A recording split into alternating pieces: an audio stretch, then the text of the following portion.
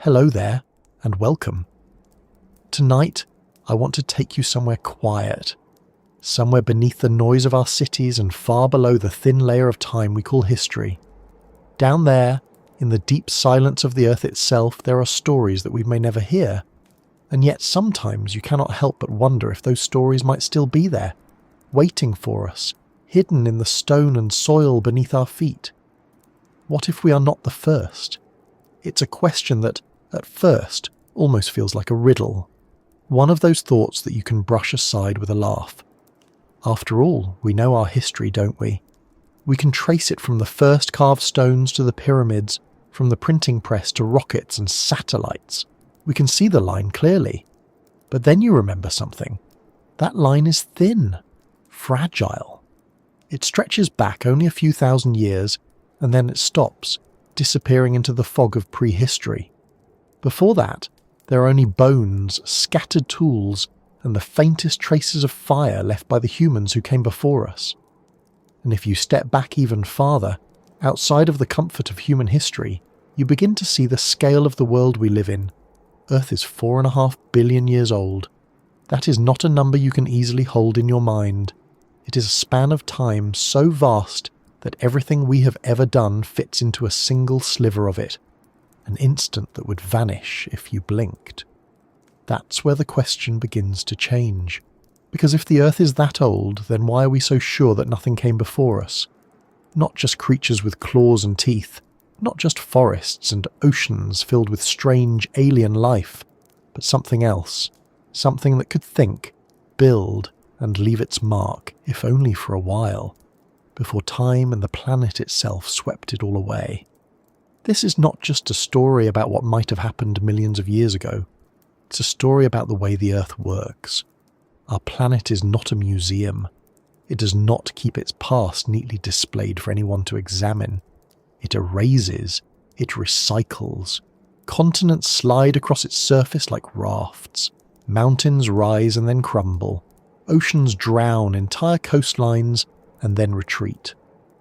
If you built a city today and left it untouched, then returned 1 million years later, you would not find its ruins. You would not even find its dust. You would find bare stone and soil, maybe with a faint chemical shadow deep in the rock and nothing more, and 1 million years is nothing.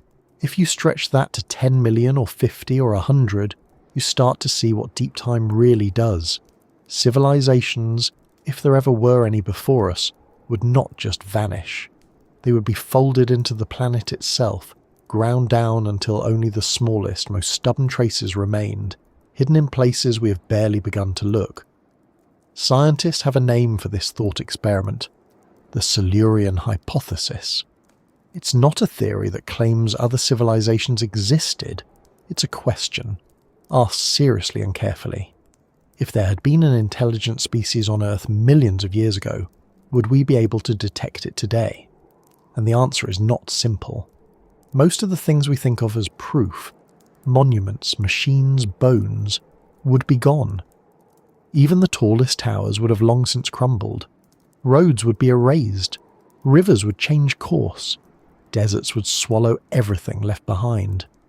But some things last longer than stone or steel. When you look at the Earth's history, you don't just see fossils and bones. You see patterns, chemical fingerprints, shifts in the atmosphere, subtle clues that something changed, even if there is no longer anything left to see. If a civilization burned fuel or mined metals or altered the climate, tiny pieces of that record might still be hidden in the layers of rock. Not clear proof, not something we could point to and say, this is it. But a faint echo of something unusual.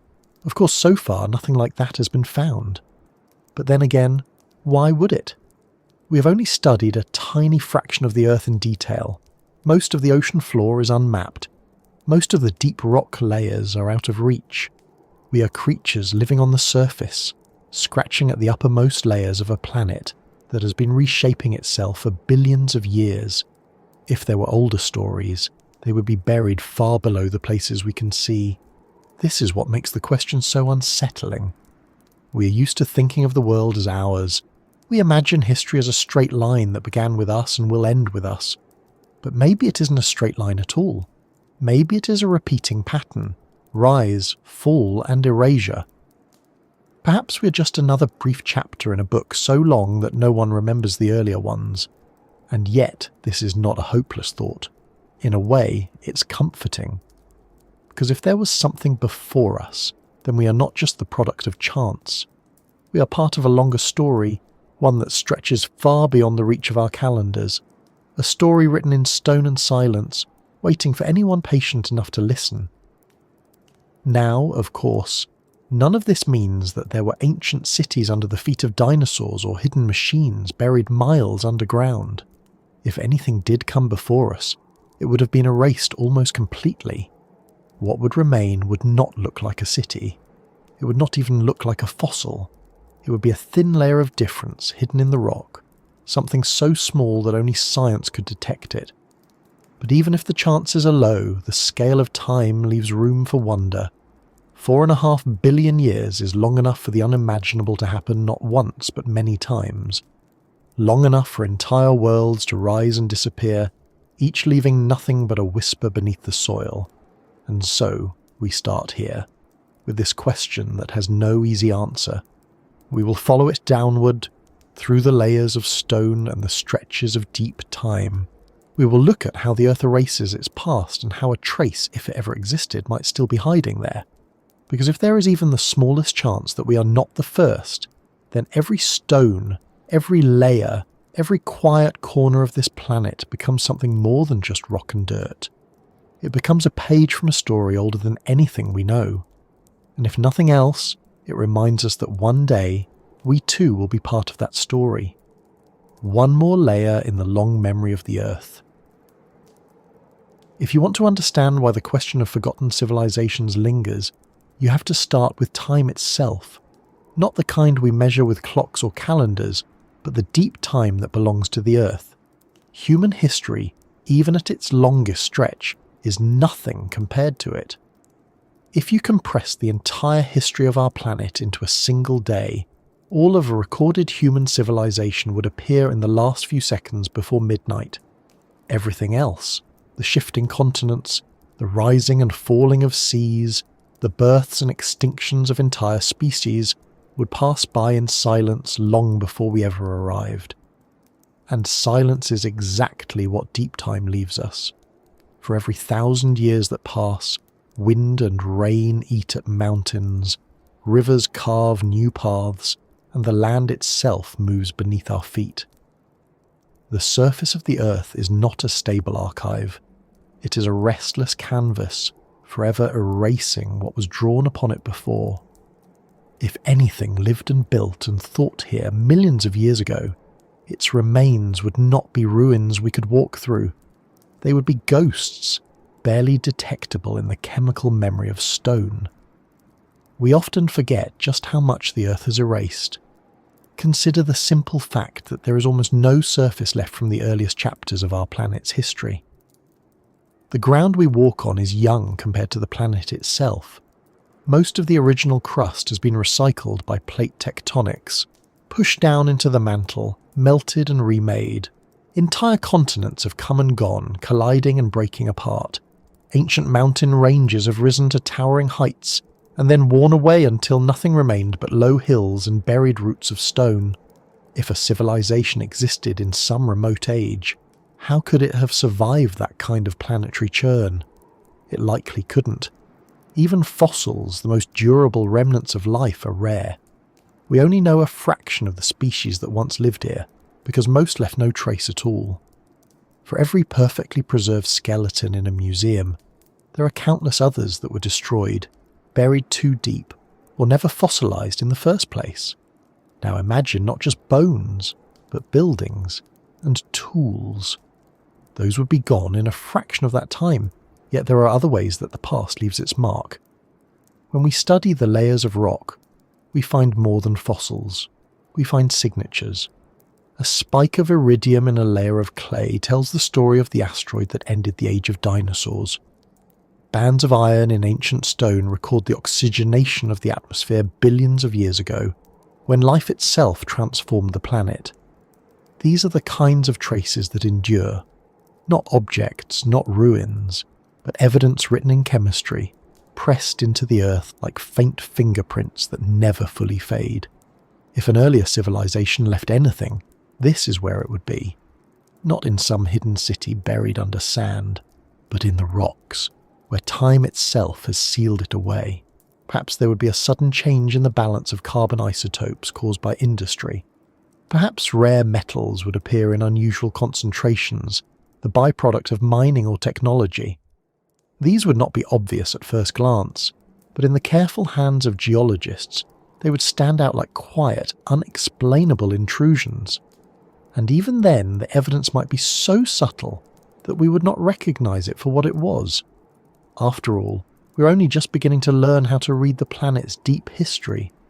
A century ago, we didn't even know how to measure the age of rocks. We had no idea that Earth had passed through multiple mass extinctions, or that vast portions of its surface had once been covered by ice or tropical seas. Every generation adds a few more pages to the book of deep time, but most of it is still unread. This is why the ghosts of forgotten time are so easy to overlook. They do not stand in plain sight. They hide in the parts of the world we rarely see, the deep ocean floor, the buried cores of ancient mountain ranges, the vast stretches of desert where wind has scoured away the younger layers to expose fragments of the older ones beneath. These are the places where the Earth still carries its oldest memories, and even there, those memories are faint, fractured and scattered. What makes it even stranger is that, in a way, we are ghosts too. If someone, or something, were to come after us millions of years from now, they would not see the world we know. They wouldn't find our cities standing proud against the horizon. They wouldn't walk through our libraries or touch the screens we stare at every day. They would see a thin, peculiar layer in the rocks. Perhaps they would find traces of metals where no natural process should have put them. Maybe they would see the shadow of our brief reshaping of the atmosphere. But that would be it. That would be our ghost. The idea feels strange because we are used to thinking of ourselves as permanent. But the Earth does not share that view. It buries its past without hesitation. It has done it before, and it will do it again. Every footprint, every structure, every trace of our lives is temporary. And if that is true for us, it must also have been true for anything that might have come before. This is what makes the question of a lost civilization so haunting. It isn't just about them. It's about us too. It forces us to imagine the planet not as a stage built for our story alone, but as something older, stranger, and far less concerned with who happens to be living on it at any particular moment. We're only here for a little while, then we fade, and the Earth goes on, carrying its secrets beneath layers of stone. And maybe that's why the thought is both unsettling and strangely calming. Because if there were others before us, they are not so different from what we will one day be. A layer in the rock, a few faint signals in the planet's deep memory. Nothing more and nothing less. But before we let that thought settle too deeply, we should look at how those memories are made and how easily they can vanish. Because if we want to understand the ghosts of forgotten time, we have to understand the forces that bury them. If the Earth is so skilled at erasing its past, then all that remains for us is to imagine what might have been. Not in the way fiction does, with towering alien cities and impossible machines, but in the quiet, grounded sense of what life could realistically have produced given enough time. We often think of ourselves as unique, but evolution has no rule that says intelligence happens only once. Life has been experimenting here for billions of years. It has built creatures with armour like stone and others with skeletons as light as air. It has shaped predators that rule the seas for hundreds of millions of years, only to see them vanish overnight in the wake of some cosmic disaster. If intelligence emerged once, ours, then perhaps it could have emerged before, in a form that left only the faintest echoes behind. Consider the simple fact that mammals were not always the dominant force on this planet. For most of Earth's history, reptiles ruled the land and oceans, while strange bird-like creatures filled the skies. Before them, there were vast ages dominated by creatures even stranger, fish with jaws like traps, forests of towering plants that resembled no trees we know today, and insects so large they could have cast shadows over our heads. Intelligence, if it ever arose in these eras, would not have looked anything like us. But it would not have needed to. A mind capable of understanding its world does not have to wear a familiar shape. Some scientists have even pointed out that dinosaurs, given enough time, might have evolved forms far more complex than the ones we know from fossils. It is speculation, of course, but then again, so is the assumption that intelligence could never have happened before us. If natural selection can produce flight, sonar and bioluminescence, why not problem-solving brains in a world long gone? Perhaps not in every era, but once, somewhere, when conditions allowed. If such a civilization did exist, it likely would not have followed our path. We imagine cities because that is what we know, but perhaps they lived in ways that left little to no trace. Maybe their technology was not built of metal and stone, but from materials that decayed as quickly as wood or bone. Perhaps they mastered their world in ways that never required the kind of industrial scars we now leave across the planet. If that were the case, their presence could have passed into the earth almost without a footprint, their story ending in silence long before our first ancestors ever stood upright. Even if they did change their world in ways more like ours, there is still the matter of time. 1,000,000 years is enough for mountains to erode away. 10 million can drown continents beneath the sea. 50 million can transform the very shape of the planet. If an ancient civilization flourished and then fell, their remnants might have been buried so deeply or destroyed so completely that no trace of them would remain within reach. All that would be left is the idea that they might have been. And yet, there are faint, unsettling moments when we find things in the earth that don't quite fit. Objects turned up in mines that look oddly shaped. Stones split open to reveal patterns that seem deliberate, but are only the tricks of geology. They are not proof. Most are explained, and the rest are likely illusions born from coincidence. But they persist in our imagination because they tap into something older than evidence. The quiet sense that this planet has had more time than we can truly understand, and that anything that long lived must be full of hidden chapters. Even our own existence fits neatly into this pattern. We have been here for only an instant, and yet we're already leaving signals that could last millions of years. Our metals, our plastics, our sudden and unnatural chemical fingerprints, they will be pressed into the rock like a message for anyone who might come after us. If we can do that in a fraction of the Earth's history, then who's to say it has not happened before? And maybe, if it did, we would not even recognise it. If a civilization had emerged 50 million years ago and left traces we cannot read, we might simply look past them, thinking they are nothing but the ordinary marks of nature. For all we know, we have already walked over them. We may have cut through their last surviving fragments while digging for highways or drilling for oil, never realising what we destroyed in the process. That is the humbling part of this question. It forces us to imagine that we are not just latecomers to this world.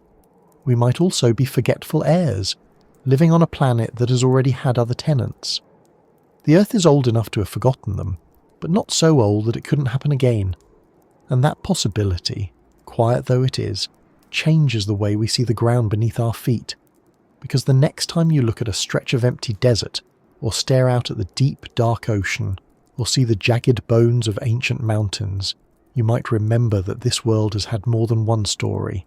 Ours is only the one we know.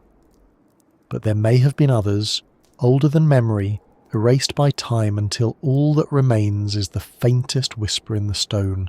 And if that whisper is there, then somewhere, hidden in the deepest places, the earth may still be keeping their secrets. If there is one thing the earth does better than anything else, it is forgetting. We like to think of the planet as a kind of vast library.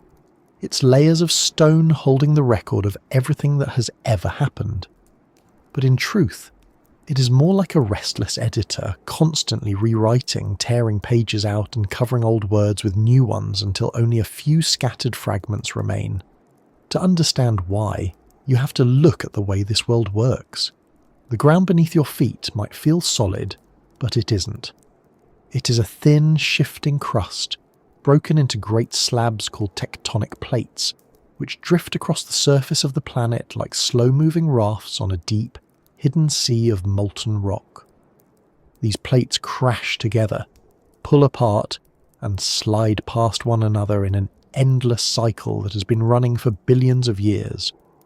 Mountains rise where plates collide, oceans open where they drift apart, and in the process the surface of the Earth is recycled again and again. This is why almost no surface rocks are truly ancient. The ground you walk on is young compared to the planet itself. Most of it has been built, destroyed and rebuilt countless times. If you go back far enough, hundreds of millions of years, you find that the continents were in different places, the oceans were different shapes, and even the air we breathe was not the same. Whatever might once have been written on the surface has been buried or erased entirely. Imagine for a moment a city built today. If it were abandoned and left to the mercy of the elements, it wouldn't take long for nature to reclaim it. In a few hundred years, vegetation would break through the concrete, roofs would collapse, rivers would shift and flood streets that were once paved and clean. In 10,000 years, you might still find scattered remnants, stone foundations, fragments of metal. But give it 1,000,000 years, and all of it would be gone. Now stretch that timeline even further. 10 million years, 50, 100. The continents would have shifted. Mountains might have swallowed the land where the city once stood, or it could have been dragged under an ocean trench and pushed down into the deep mantle, where heat and pressure would grind it into its most basic elements. At that scale, the very idea of ruins becomes meaningless. Nothing lasts that long. This is why, if a civilization ever came before us, the Earth itself would be the reason we cannot see it. Even fossils, the hard evidence of life, rarely survive more than a few tens of millions of years. What survives is only a fraction of a fraction, the lucky pieces sealed in the right conditions at the right time, and those are only bones and shells protected by chance. The traces of a civilization would have to survive far more hostile treatment. Geologists sometimes talk about unconformities, gaps in the rock record where millions of years are simply missing. These gaps exist because erosion stripped the surface clean before new layers were laid down. Imagine erasing entire chapters of a book and then continuing the story as if nothing had been lost. That is what the Earth does over and over again. If an ancient civilization once stood on one of those erased surfaces, its every trace would be gone, swept away before the next page was written. And yet, not everything is lost. Some things sink down and are buried deep, sealed off from wind and water. But even then, they are not safe forever. Plate tectonics drags rock downward. Heat and pressure transform it. Sediments become stone, stone becomes magma, and magma cools to make new crust. It is a cycle of destruction and renewal, and it has been running for billions of years. If we disappeared tomorrow, the planet would do the same to us. This is why, when scientists look for signs of deep history, they don't look for artifacts. They look for chemical clues. The asteroid that ended the age of dinosaurs did not leave behind a visible crater we could easily see until modern tools found it. But it left a layer of iridium in the rock scattered around the world, a chemical fingerprint so strange that it could only mean something extraordinary had happened. In the same way, if there was ever a civilization before us, it might not be remembered in ruins or tools, but in chemistry. Small anomalies frozen in stone, waiting for someone with the right knowledge to notice them. But the truth is, we have only read a handful of these pages. Most of the ocean floor, where traces might hide, is less than 200 million years old, because it is constantly recycled back into the Earth's interior. Anything older than that has been erased completely. On land, the story is only slightly better. We have rocks that are billions of years old in places, but they are rare, and they are often so altered by heat and pressure that they can no longer hold the fine details of what once happened there. This is what it means to live on a restless planet. The ground beneath us feels stable only because it moves too slowly for us to notice. But given enough time, everything shifts. The continents we know today, Africa, Asia, the Americas, Europe and Australia, are only temporary arrangements. In another 100 million years, they will be in completely different positions, welded together into new supercontinents, or scattered apart again. Whatever is built in our time will either be carried along or swallowed whole. When you look at the Earth this way, you start to see why the absence of evidence is not proof of absence. It's not that there couldn't have been anything before us. It's that this world is very good at cleaning itself. 100 million years is long enough to wipe the slate almost completely clean, leaving only the faintest clues in places we have barely begun to search. And yet, for all this erasure, there is still a chance that something might remain. Somewhere, buried deep in a forgotten layer of rock, there could be a trace, a chemical oddity, a concentration of metals, or a pattern that doesn't quite match any natural process. Not proof, not a message, but a ghost. And if we ever find such a ghost, it might be the only voice left from a world that came and went before we ever knew it existed. The question is whether we are ready to look for it. Because once you accept how easily the Earth erases its past, you start to realise how many other things it might have erased as well. And that thought lingers, because if the planet has done this before, it will do it again. One day, long after we are gone, our cities will be ground to dust, our machines will vanish, and our story will be folded into the same stone pages that hold everything else. One day, we will be nothing but another faint line in the rock, waiting for someone, if there is anyone left, to wonder who we were. The more you think about how completely the Earth erases its past, the more a certain question begins to take shape. It is not just a passing idea. It has a name, given to it not by dreamers or science fiction writers, but by serious scientists who decided that if nothing else it deserved to be asked. They call it the Silurian hypothesis. The name comes from an old science fiction story, a playful nod to a fictional species of intelligent reptiles who are said to have lived on Earth long before humans ever appeared. But behind the light-hearted title is a serious thought experiment. If an industrial civilization had risen on Earth millions of years ago, how would we know? And perhaps more unsettling, would we even be able to know at all? This is not a theory that claims there was one. It is not evidence that points to some forgotten species that came before us. It is a test, a way of asking whether our methods of studying the Earth's history are good enough to rule out the possibility. Because if they are not, then we are forced to admit that the question must remain open, if only in the faintest, quietest way. When scientists first proposed it, they started from a simple observation. Our own civilization is already leaving signals that will last far longer than we will. We burn fossil fuels, and in doing so, we change the balance of carbon in the atmosphere.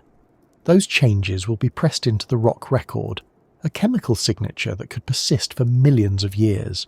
We spread metals across the surface of the planet in patterns that do not exist in nature. We produce synthetic compounds that no volcano or ocean current could ever make.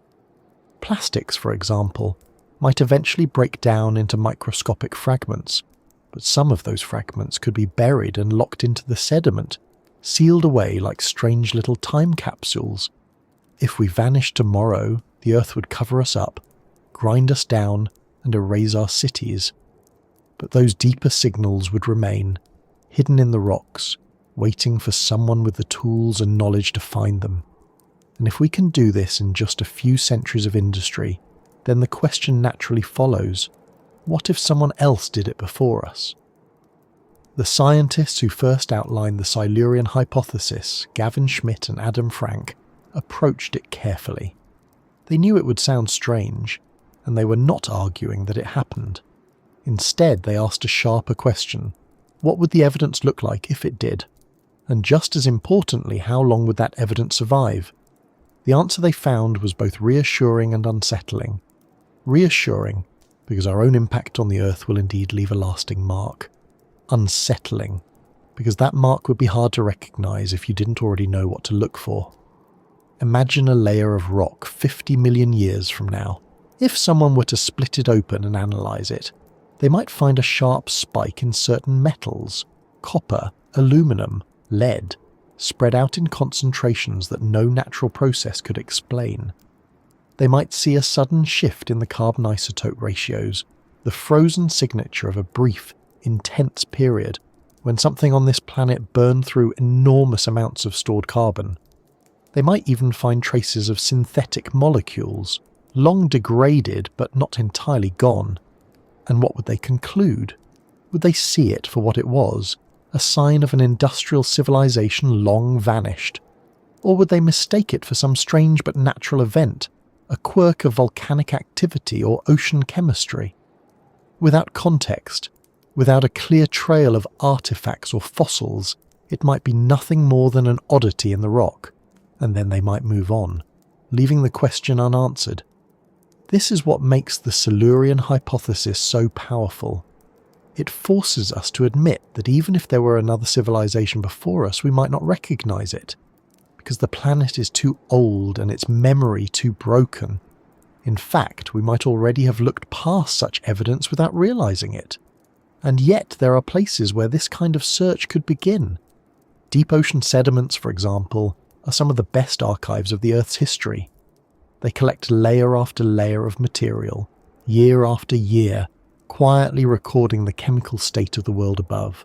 If an ancient industrial age ever existed, its fingerprints might still be hidden there, buried miles beneath the sea. We could also look at ancient coal seams or other fossil fuel deposits. If a civilization used energy the way we do, it might have left strange gaps in those deposits or odd chemical signatures where it altered the balance of the environment. Even patterns of erosion or unexpected mineral concentrations in ancient rocks could be clues, though they would be difficult to distinguish from natural processes. The unsettling truth is that if we are serious about answering this question, we would need to look not for monuments, not for machines, but for subtle irregularities, signals faint enough to be overlooked unless you already suspect they might be there. And that, perhaps, is why the Silurian hypothesis lingers in the imagination.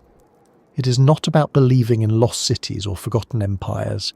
It is about humility.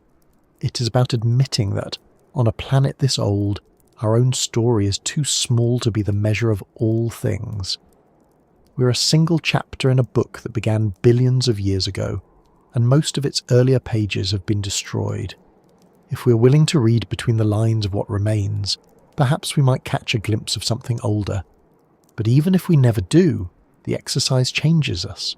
It reminds us that our time is fleeting, that the Earth has seen more than we can ever know, and that one day our own chapter will be reduced to the same kind of quiet, chemical whisper that future eyes may or may not notice.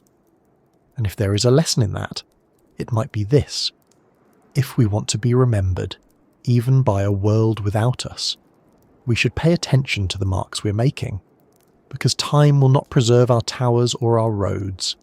It will only preserve what we leave in the bones of the Earth itself. If the Silurian hypothesis teaches us anything, it's that time is merciless. It reduces everything to fragments, and even those fragments must fight to survive. Yet if there was ever a civilization before ours, some part of it might still remain, not in the form of standing ruins or recognizable tools, but as what you might call fossils of fire and steel. These would not be fossils in the way we normally use the word. You would not find them displayed in a museum or held up under glass. They would be hidden deep in the earth, stripped of all shape and identity, reduced to their most basic traces. But they might still be there, waiting in silence, small clues in the vast archive of stone. When we look at our own world, we can already see the beginnings of what we would leave behind. Consider steel. Every bridge, every ship, every high-rise is built on it. If our cities were abandoned and left to time, those great skeletons of steel would not remain standing for long. Rain and wind would eat at them, oxygen would tear at their surfaces. Within a few thousand years they would crumble into flakes of rust and sink into the ground. But even then, some part of them might be carried away by rivers, buried in sediments, and pressed under new layers of the rock. Given enough time, those fragments could become something else entirely. They might turn into tiny seams of iron-rich stone, an unremarkable feature, indistinguishable from natural deposits unless you knew how to look closely. And yet, those seams would not be random. Their chemistry would carry a signature, traces of the alloys we once used, the nickel or chromium mixed into our steel, locked in place like the faintest whisper of what we once were. The same is true for copper. We mine it, shape it, and spread it through every wire and circuit on the planet. If we vanish, the copper would oxidize, tarnish, and eventually sink into the soil. Over millions of years, it might be swept into streams, buried, or drawn down into deeper layers of rock. But it would not vanish. Nothing in nature would remove it. And if another intelligence ever came along to study the Earth, they might see, in the deep record, a sudden and unnatural pulse of copper concentration. Not a vein formed by heat or pressure, but a scattered thin layer left by a world that lived and died long before them. And then there is fire. Industrial civilization runs on it. Every barrel of oil burned, every ton of coal turned to ash, changes the chemistry of the atmosphere. Those changes don't just disappear, they become part of the Earth. The carbon we release today will be trapped in stone for millions of years. Geologists of the far future, if any exist, will be able to see it the way we now see the iridium layer left behind by the asteroid that killed the dinosaurs. It will look sudden, it will look strange, it will be a signal that something happened. Even our plastics, fragile as they seem, might leave their own strange legacy. They will break down, yes, sunlight and bacteria will shred them into smaller and smaller pieces, but some of those pieces will be carried into the deep ocean, where they will settle into sediments beyond the reach of waves or weather. Buried there, under layer upon layer of silt, they might persist as microscopic fossils, small, stubborn reminders that once, long ago, something on this planet learned how to make materials that nature never would. If this is true for us, then it could be true for anyone or anything that came before. Maybe their traces are there already, buried in the rocks we walk on, disguised as natural features we have never thought to question. A spike of metals here, an odd chemical ratio there. Not enough to rewrite what we know, but enough to make a patient observer wonder if the Earth is holding secrets it has never shared. Of course, it is just as likely that if another civilization existed, its traces have been destroyed completely. Time is not kind, and most of what lives on this planet vanishes without leaving a mark. But that is exactly why the search for these fossils of fire and steel matters. Because if we know what to look for, these quiet signals buried in stone, we might one day be able to tell whether our planet has been a stage for only one act, or many. And in a way, this search is also a mirror. When we imagine what evidence a past civilization might have left behind, we are also imagining our own future. What will remain of us when the last skyscraper has fallen and the last city has turned to dust? A thin line of altered chemistry in the rocks, a scattering of metals where they should not be, perhaps a faint layer of microplastics pressed into the deep seabed like a signature written in a language no one will ever read. It's humbling to think about. Everything we have built, everything we call progress, reduced to a geological oddity. And yet, in that oddity, there is something almost comforting. Because even if the Earth forgets our names and our monuments, it will still remember us in its own way. We will become part of the stone. We will join the long record of this planet, as every living thing eventually does. And if that record includes more than just us, if there were others before us, then perhaps they are there already, layered beneath our feet. Not cities, not bones, just the quiet, unassuming fossils of fire and steel. And if that is true, then every rock we split open, every deep, coarse sample we drill from the ocean floor, is not just a study of the past, it's a chance to listen, just for a moment, for for the faintest echoes of civilizations that might have come and gone long before the first human ever opened their eyes. And if those echoes are there, the Earth is still holding them, as it has held everything else deep in its memory of stone. If the Earth hides its past in stone, then the deserts of the world are its quietest vaults. There is something about the stillness of sand that feels almost timeless, as if the wind itself has been sweeping across the same empty spaces forever. But deserts are not empty. They are places of burial. They are where the world stores what it does not want us to see, sealing it away grain by grain until nothing remains above the surface but silence. Even in our own brief history we've seen this happen. Entire cities have been swallowed by sand in a matter of centuries.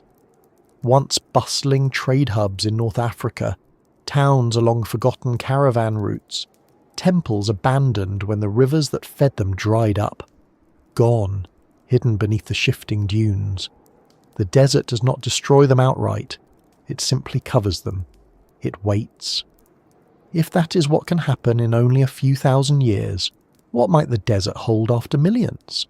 When you stand on the edge of a vast desert, it's easy to feel as though you're looking at a place outside of time. The Sahara, for instance, stretches across more than 3 million square miles. But it was not always like this. Just 10,000 years ago, it was green, full of lakes and rivers, teeming with life. People lived there. They left rock paintings of elephants, giraffes, and hippos, animals that now survive only in Africa's wetter heartlands. Then the climate shifted, the rains withdrew, and the sand came. Now imagine that same transformation. Not over thousands of years, but millions. Whole landscapes vanish under dunes. Mountains erode. Whatever was there before, whether it was villages, forests, or something else entirely, would be lost under a blanket of sand so deep it might as well be the bottom of the ocean. This is what makes deserts such strange places in the search for lost history. On one hand, they erase. Wind scours the surface. Sand abrades and buries anything left exposed. But on the other hand, that very same burial can preserve. Once something is covered deeply enough, the desert seals it away. No rain, no plants, no roots pushing down through the soil, just dry, relentless stillness. We've already seen this in archaeology. The dry air of the Sahara and the Middle East has preserved things that would have rotted away anywhere else. Papyrus scrolls, textiles, even the fragile footprints of people who once walked across wet ground that turned to dust and never saw rain again. The desert can be harsh, but it is also patient. It can hold on to things far longer than the living world outside it. And that raises an unsettling thought. If our own world could leave such traces in deserts after only a few thousand years, what might lie much deeper down, sealed away from the age of humans entirely? Could there be remnants, not of us, but of something far older, buried so deep beneath the sand that we would never know to look? It would not be cities as we imagine them, not streets or walls or glass towers. Time would have erased their shapes long ago. But the materials, the raw matter of a civilization, might still be there in some transformed way. Strange concentrations of metals, microscopic traces of compounds that should not exist. Fossils of industry, pressed into layers of sand turned to stone. Most of the desert floor is far older than anything we have built. Beneath the dunes of the Sahara, for example, are rocks hundreds of millions of years old, their surfaces buried and unbroken for longer than we can easily imagine. If there were ever anything there before us, it would not be at the surface, but deep in those ancient layers, far below where our shovels and ground-penetrating radar have reached. And perhaps that is the most humbling part of this question. We think of deserts as empty. We look across them and see nothing but sand and sky. But to the earth, they are vaults. Quiet, sealed chambers holding pieces of the past that we do not even know how to ask about yet. We might never dig deep enough to find out. The planet is simply too big, and the sands too wide. Even our most ambitious archaeological projects scrape only the uppermost layers of the world, skimming across a surface that hides almost everything that came before. But the possibility lingers. It lingers because the deserts are so silent, because they are so good at hiding what has been given to them. And if, in some forgotten age, another civilization left its traces here, this is where some of them might still be waiting. We will probably never know for certain. But every time the wind shifts and the sand moves just enough to uncover a new fragment of history, an ancient tool, a buried carving, a long-lost settlement, it is a reminder. A reminder that the desert does not only erase, it also remembers. It keeps its secrets until the day comes when the world is ready to see them again. And if it can do this for us, for our small and recent history, then perhaps it has been doing the same thing for much longer than we have been alive to watch it. And so, we look at the dunes, and we wonder, not because we are certain of what is buried there, but because the silence is too deep not to imagine what it might be hiding. If the deserts are vaults of silence, then the oceans are something even stranger. They are the planet's true archive, vast, cold, and almost untouched by time. While wind and rain scour the land and continents are ground down and rebuilt, the deep ocean simply takes what falls into it and hides it away. Most of the Earth's surface lies beneath those waters, yet we know almost nothing about what is down there. We have mapped the sea floor in broad strokes, tracing the ridges and trenches, but most of it remains unvisited, unexamined, and unstudied. And that is where the deep ocean becomes so important to this question. Because if anything from a forgotten age has survived the endless rewriting of the continents, this is where it might be. On land, erosion is relentless. Mountains crumble, rivers carve valleys, glaciers scrape landscapes clean. Even the hardest stone is eventually broken down, buried, or transformed by heat and pressure. But in the deep ocean, far below the surface, none of that happens. There is no weather to wear things away, no plants digging their roots into the ground, no constant churning of the surface, only darkness, cold, and the slow, steady fall of sediment.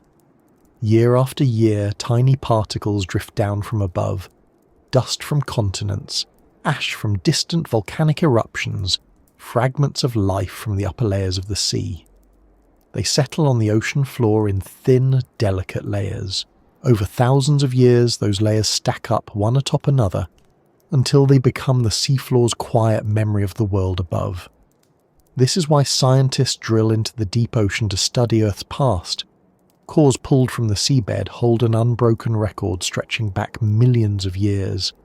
In them, you can read the history of ice ages, mass extinctions, and ancient climates, written not in words but in chemistry and sediment. Each layer is a page, laid down slowly and never erased. If an ancient civilization ever left its mark on the planet, this is where we would look for it. Not in ruins, not in artifacts, but in those thin, steady layers of ocean mud.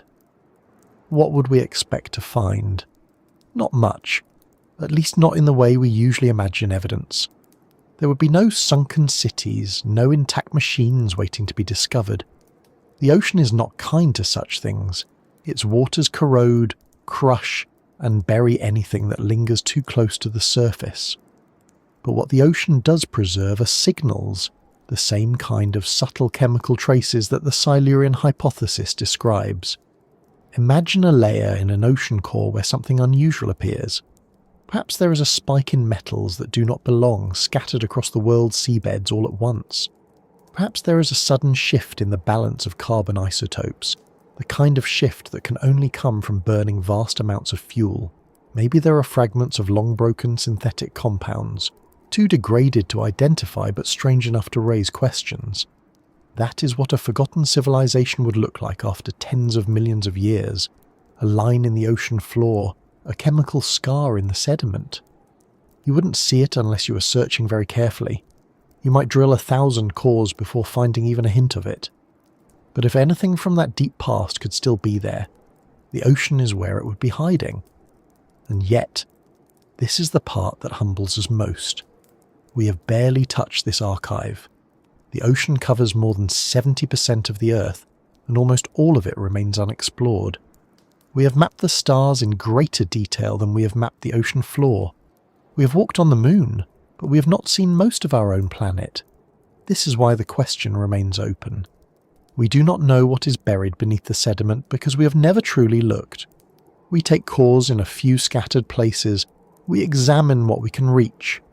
But most of the deep ocean is left alone, silent and unknowable, holding whatever it has been given across millions of years. And what it has been given could include things we do not expect. We already know that the ocean floor holds the record of ancient disasters, the thin clay layer that marks the asteroid impact that ended the age of the dinosaurs, the traces of massive volcanic eruptions that once smothered the planet in ash, the chemical signatures of sudden, violent changes in the atmosphere. These things survive in the deep because nothing touches them. They are left alone in that cold, dark stillness, untouched by the rest of the world. If those things can remain, then so might something else. Not proof, not certainty, but a possibility. A reminder that if there ever was an age before ours, an age of fire and industry that came and went long before the first humans looked up at the stars, the deep ocean might be the only place left where its shadow could still be hiding. And so we look at the sea, not just as a wilderness, but as an archive. Every wave that laps against the shore, every tide that comes and goes is connected to something far vaster, far older, and far quieter than we can easily imagine. The ocean has been keeping its secrets for a very long time, and if it is holding one more, the ghost of a civilization that came before us, it will keep it until we are ready to look deep enough to find it. If you want to understand just how much the Earth can hide, you have to do something strange. You have to take everything you know about time and run it backward. Imagine peeling away the years one by one, not just centuries or millennia, but millions of years, until our cities, our roads, and even the shapes of our continents begin to dissolve. The first layers come off quickly, a few thousand years gone, and every building you know is already erased. Forests spread where neighbourhoods once stood. Rivers meander freely again, erasing the last straight lines we carved into the landscape. 100,000 years, and not even a shard of glass or rusted fragment of steel remains on the surface. Go back 1,000,000 years, and you would not recognise the world at all. Ice sheets advance and retreat. Species you've never seen roam the land. The air itself has shifted, its composition rewritten by the slow, breathing rhythm of the planet. Humans are no longer in the picture. What's left is a wilderness, an Earth untouched and unmarked, as if we were never here. Now keep going. 10 million years. 50. 100. The continents drift across the face of the globe. Entire mountain ranges rise and crumble to dust. Oceans vanish and are born again in new places. Volcanoes pour out enough lava to bury whole regions, and anything that once stood upon the surface is either pulverized or dragged down into the mantle, recycled into the deep machinery of the planet. This is what happens when time runs backward. You don't just erase what exists now. You erase the very ground it stood on. You strip away the familiar continents until even they become strangers. You reach a point where there is no where left to speak of because the land itself has been scattered, buried, or reborn. It's here that the question of ancient civilizations takes on a new weight. Because if we can run time backward and watch our world disappear layer by layer, then why not imagine that the same thing could have happened before? Why not imagine other rises and falls hidden beneath those vanished pages of Earth's history? Scientists sometimes describe the planet's crust as a palimpsest, a manuscript written and rewritten so many times that only fragments of the earlier words remain. We see those fragments in places like Greenland, where pieces of ancient rock more than 3 billion years old have survived by sheer accident, protected from the relentless recycling of the rest of the planet. They are windows into a time so remote it feels almost unreal. But even in those ancient rocks, most of the record is missing. It's as if the book of Earth's history has been torn apart with only a handful of scattered pages left to us. Mass extinctions, asteroid impacts, and climate upheavals are written there. Yes, but they are just glimpses, separated by enormous blank spaces where time has erased everything else. If there had been a civilization in one of those blank spaces, 10 million years before the dinosaurs, or 50 million years after the first forests, how would we know? The answer is simple. We wouldn't. We would only see what we see now. Fragments. A few lines in a script that has been mostly scrubbed clean. And this is not just imagination. We know the Earth has erased almost everything before. Take the Permian-Triassic extinction, the greatest die-off in the planet's history. 90% of all species vanished, and yet the geological record of that event is thin, a subtle layer of clues spread across the world.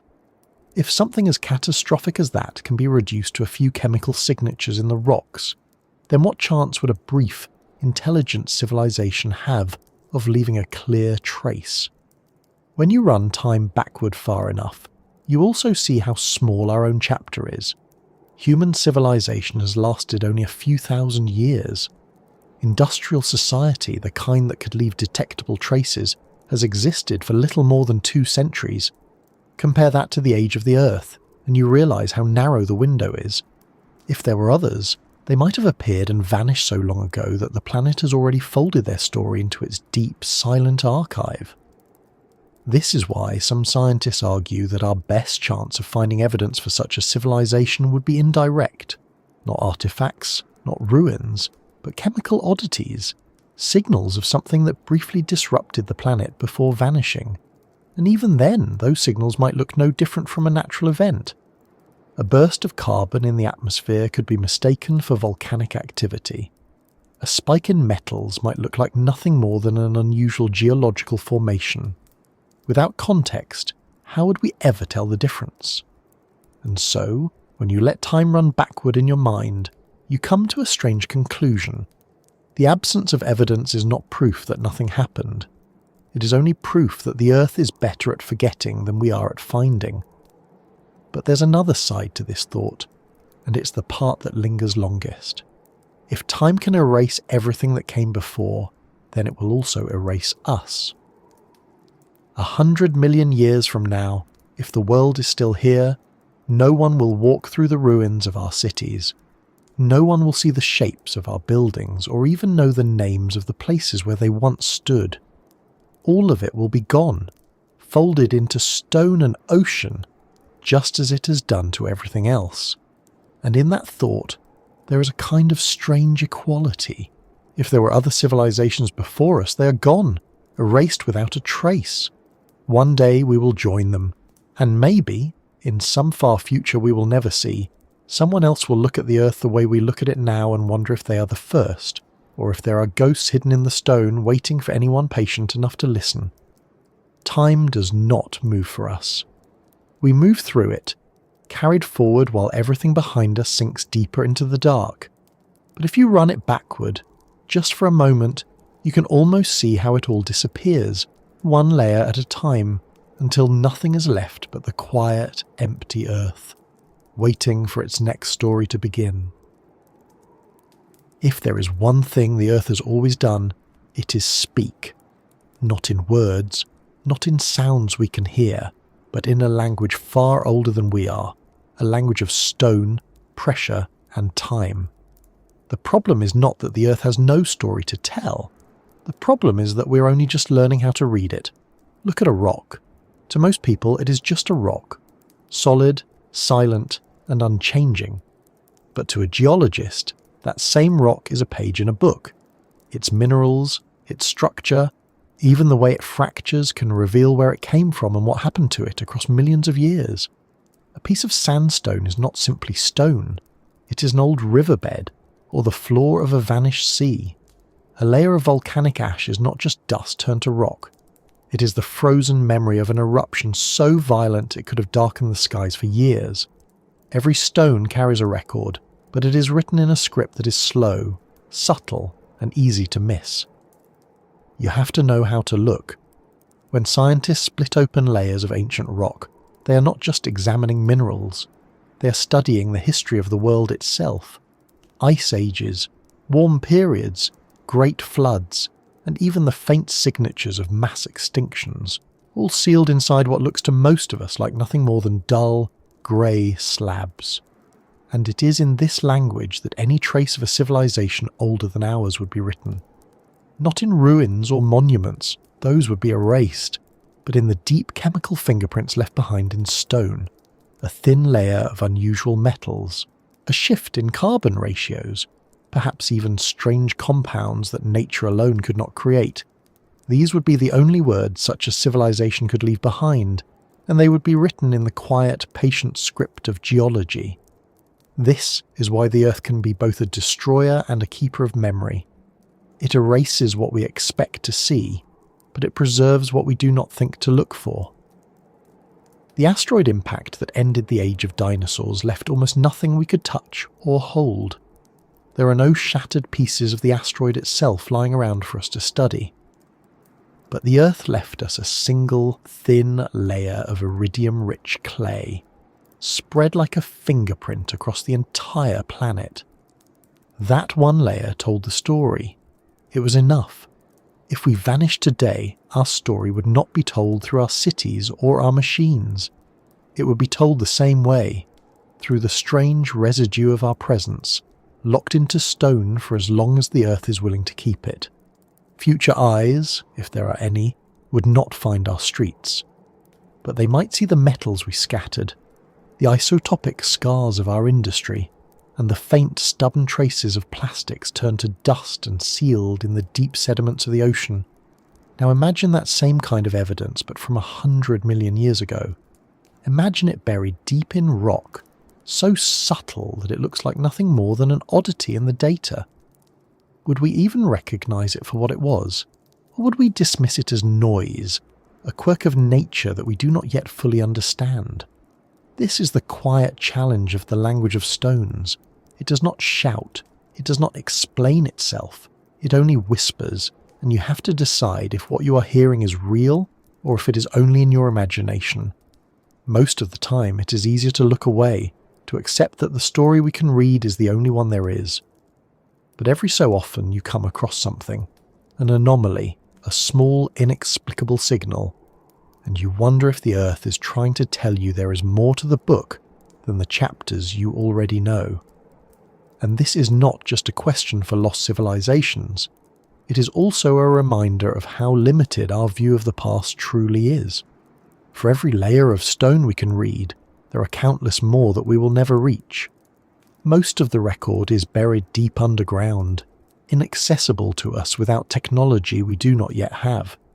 It is like standing at the edge of a library so vast that you can only read the first few pages of a single book and guessing what the rest of the shelves contain. But that is also what makes it beautiful. Because even though we cannot read it all, we know the language exists. We know that the Earth remembers in ways that we do not. And if there was ever anything before us, if there was ever a time when something else walked this planet and left its mark, the Earth has not forgotten completely. It may have buried it, rewritten it, folded it deep into the crust, but it has not erased it entirely.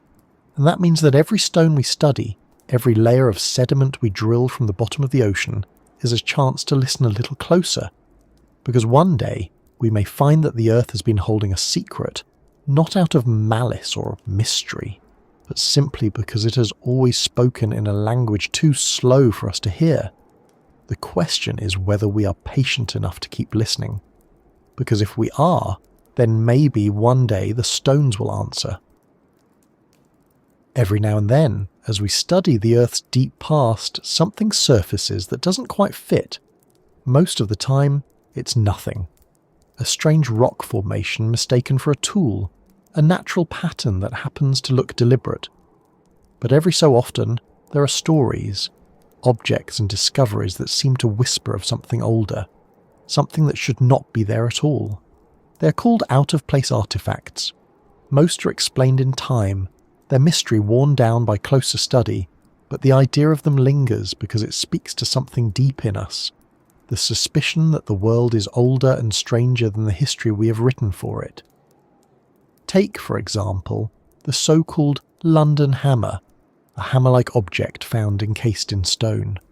At first glance it seemed impossible, a tool sealed in rock that, according to its surrounding material, was millions of years old.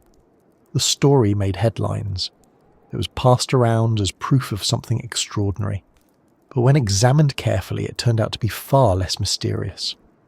The stone around it was not ancient bedrock, but a concretion, a relatively young formation of minerals that had built up around the object over time. The hammer wasn't a relic from a forgotten age. It was simply a misplaced tool wrapped in a misleading coat of stone. Most of these artifacts follow the same path. They begin as sparks of wonder, small challenges to the world we think we know, only to be explained away by the slow, patient work of science. And yet, even after the explanations settle in, the idea remains. Because what if just once one of those sparks turned out to be real? Even scientists who reject the wild claims admit that the question itself is not absurd, not because there's evidence of ancient machines or tools buried deep in the earth, but because we know how incomplete the record is. For every fossil we have, millions more have been lost. For every ancient site we've uncovered, countless others have been swallowed by the shifting surface of the world. If there were artifacts from a forgotten age, whether natural or not, most of them would be gone. But not necessarily all. And that is what keeps this possibility alive. Because the truth is, the line between the explainable and the extraordinary is sometimes very thin. A single stone tool, out of place by only a few million years, could rewrite everything we know. A single manufactured object found in undisturbed rock could open a door we didn't even know was there. The Silurian hypothesis reminds us that if there was ever a civilization before us, its legacy would not be obvious. It would be scattered, transformed, and almost impossible to recognize. Its artifacts, if any survived, would not look like our artifacts. They would not be pristine machines or perfect carvings. They would be lumps of alloy weathered beyond recognition. They would be microscopic residues locked inside ancient rock. They would be things we would walk past 100 times, never realizing what they were. Even now there are objects that spark debate because they sit on the edge of what we can easily explain. Metallic spheres discovered in South Africa, with their strange grooves etched around their middles. To geologists they are natural formations, concretions born of slow chemical processes deep underground. And yet, their near-perfect symmetry has led others to wonder if there might be more to them than simple geology. Most experts dismiss these claims, and perhaps rightly so. But the fascination lingers not because these specific objects are convincing, but because they force us to confront a larger question. If the Earth did contain the remnants of something that came before, would we even know what we were looking at? Our minds are trained to see the world in terms of the familiar. When we dig up fossils, we can recognize bones because we share them with the creatures they belong to. When we find pottery, tools, or ruins from ancient human cultures, we understand them because they look like things we might still use today. But what about a civilization that is not like us? One separated from us not by culture or distance, but by tens of millions of years? Would its traces even look like artifacts, or would they look like ordinary stones? That is why the search for out-of-place artifacts, for all its controversies and dead ends, still carries a strange kind of weight. It forces us to admit how easy it would be for something to hide in plain sight. Not because it is invisible, but because we have not yet learned how to see it, and perhaps, one day, we will. As our tools for studying the Earth grow sharper, we are beginning to see things in rocks that we could never have imagined before. We can read isotopic ratios in grains of dust. We can scan entire landscapes with satellites. We can drill deep into the seafloor and pull up samples that tell stories from epochs long before we existed. If there are artifacts that shouldn't exist, this is how we will find them. Not as polished relics pulled from the ground, but as tiny anomalies, as strange marks in data that force us to stop and wonder. Because maybe, just maybe, The first sign that we are not the first will not come from an object we can hold in our hands, but from a single quiet signal buried deep in the stone that tells us something once happened here that should not have been possible. And if we find that, it will not only change how we see the past, it will change how we see ourselves. When we imagine a civilization, we picture something large, towers against the sky, vast cities stretching to the horizon, roads, walls, and monuments that proclaim their builders' presence. But what if that image is only a reflection of us? What if intelligence does not have to be vast, and a civilization does not have to leave footprints we can see? Perhaps we have been looking in the wrong direction, up, when we should be looking down. Life on Earth has never been simple. It has filled every niche, every possible size, every imaginable form. Some of its most successful designs have been the smallest. Bacteria ruled this planet for billions of years before anything with bones or shells even appeared. Even now, while we marvel at the complexity of our own minds, the world beneath our feet belongs to microbes. They outnumber us in every way. They live in places we cannot survive, in boiling vents at the bottom of the sea, in the frozen soil of Antarctica, and deep within the crust, where no light has ever reached. We think of them as simple, but perhaps that is only because we do not yet understand them. They communicate, they organize, they share genes, passing information in ways that make our own learning seem slow by comparison. If intelligence can take many forms, could it not also take this one, a civilization not of giants, but of the unseen? Imagine a world where thought itself is microscopic, distributed not in single minds, but in vast interconnected networks. Not cities of stone and metal, but colonies in the soil, in the oceans beneath the surface where time moves slowly and survival demands cooperation rather than conquest. If such a civilization ever existed, it would not have built monuments. It would not have carved its name into mountains or left roads across the land. Its traces would be chemical, biological, almost invisible. We might walk across its remains every day without knowing they are there. And if it vanished millions of years ago, what would be left? Perhaps a brief, strange pulse in the fossil record, an anomaly in the chemistry of ancient sediments, a sudden bloom of compounds that do not appear naturally. Nothing you could hold in your hands, nothing you would recognize at first glance.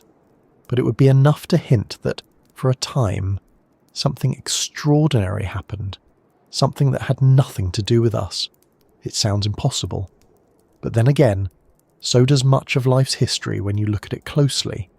For most of the Earth's past, the dominant form of life was not the great reptiles of the Mesozoic or the towering forests of the Carboniferous, but microbes.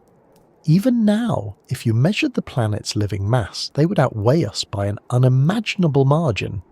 Intelligence, as we understand it, is new and rare.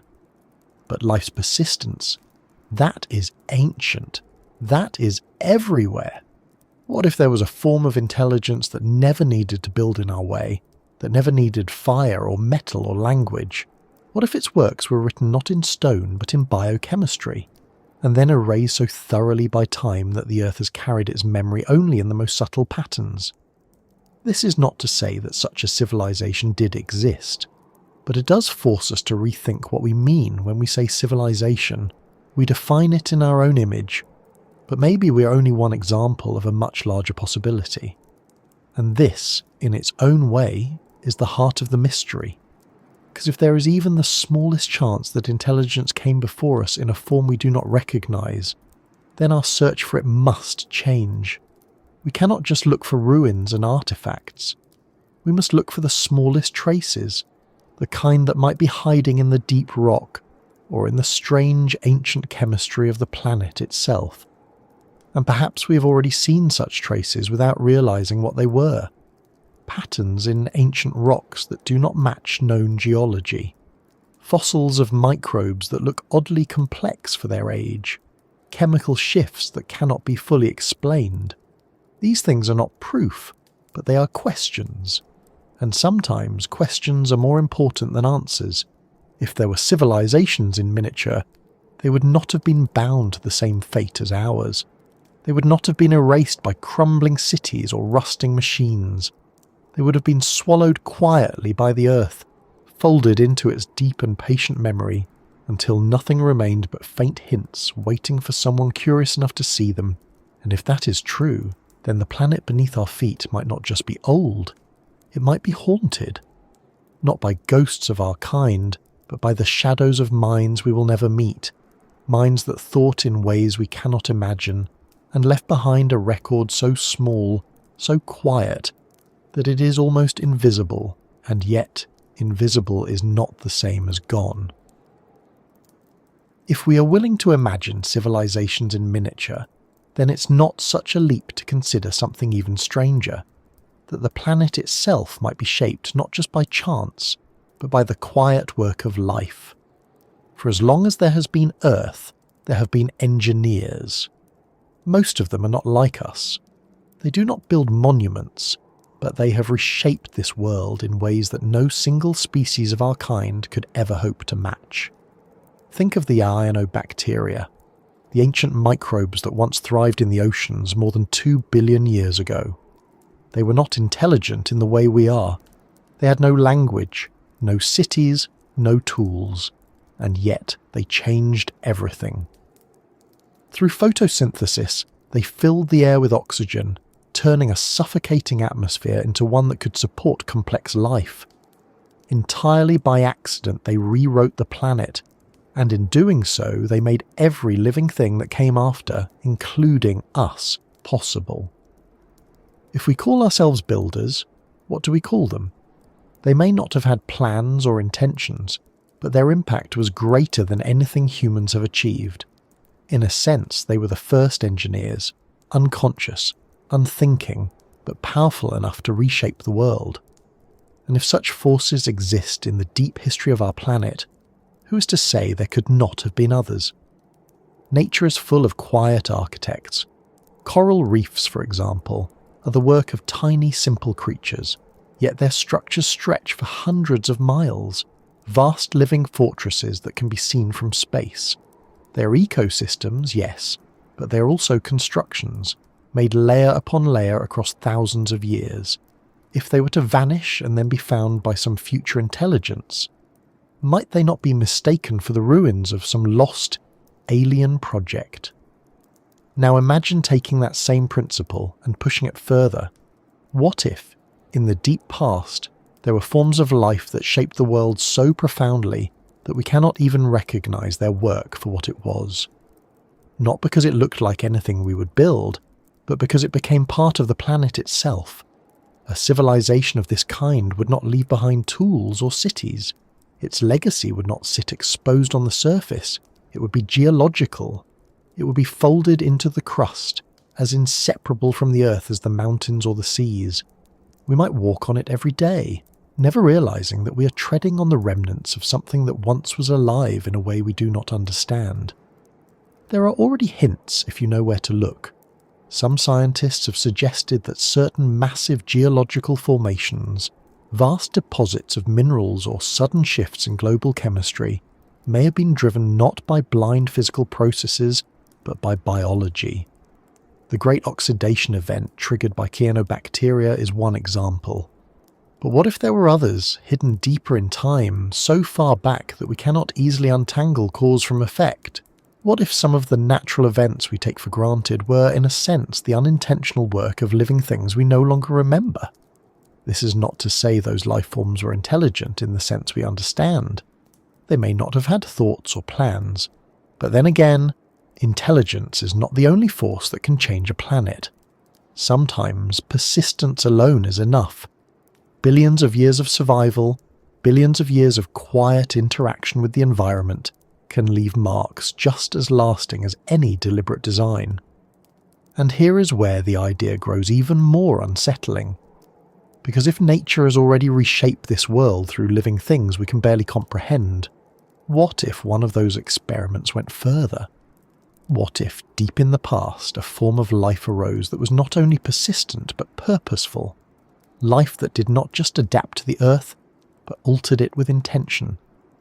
If such beings ever existed, their traces would not be obvious. They would not be artifacts in the way we think of them. They would be patterns. They would be strange alignments in the rock record, abrupt changes in the planet's chemistry, anomalies so subtle that we might mistake them for quirks of geology. And perhaps that is exactly what we're doing now. Perhaps the language of stones is already telling us these things, but we do not yet know how to translate it. This is why the idea of forgotten engineers of nature lingers. It is not about proving that something came before us. It is about realizing that life has been shaping this planet for so long, and with such immense power, that we cannot easily separate its work from the work of the Earth itself.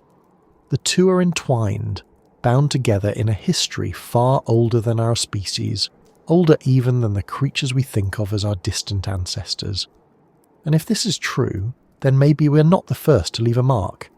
Not in the way we imagine, but in ways so deep and fundamental that they no longer look like the legacy of a civilization at all. They look like the planet. This is the real weight of deep time. It doesn't just erase, it absorbs, and in doing so, it may have hidden entire chapters of Earth's story within itself, leaving behind only the faintest hints that something once moved across this world with purpose. And so, when we speak of forgotten engineers of nature, we're not only talking about what might have been, we're also talking about what is still here, hidden in the stones beneath our feet, in the chemistry of the oceans, and in the quiet record of a planet that has been alive for billions of years. Perhaps the question is not whether there were civilizations before us, but how many different ways there are for a world to remember its builders, and how many of those memories we have mistaken for nothing more than the ordinary bones of the Earth. If the Earth itself holds a memory written in stone, then perhaps we are not the only ones who have been listening for whispers of the past. Long before we had science, before we learned to read the language of rocks or drill into the ocean floor, humans told stories. Those stories were not written in data or measured in isotopes, but in myths. Tales passed down through generations, across cultures, shaped and reshaped until they became something more than simple history. For most of us, myths are entertainment now. Ancient legends of gods, floods, lost worlds, and forgotten ages feel like fiction, beautiful but detached from reality. Yet myths persist for a reason. They survive because they carry something people once thought was worth remembering. And while most of them are not literal, there is a curious possibility that buried somewhere within them might be fragments of memory, not of individual lives, but of events so vast and strange that they could only be preserved in story. Take, for example, the countless flood myths told across the world. In Mesopotamia, the Epic of Gilgamesh describes a great deluge that wiped away nearly everything. The Hebrew Bible tells of Noah.